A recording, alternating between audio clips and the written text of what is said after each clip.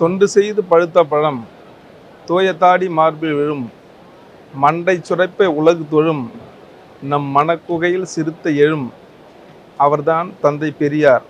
மானம் கெடுப்பாரை அறிவை தடுப்பாரை மண்ணோடு பெயர்த்த கடப்பாரை வானம் உள்ளவரை வையம் உள்ளவரை யாரிங்கு மறப்பார் தந்தை பெரியாரை. பெரியார் அவர் ஏன் பெரியார்? உயர்ந்த சாதியில் பிறந்தார், தாழ்ந்த சாதிக்கு போராடினார். பணக்காரனாக பிறந்தார், ஏழைக்கு போராடினார். ஆணாக பிறந்தார், பெண்ணுக்கு போராடினார்.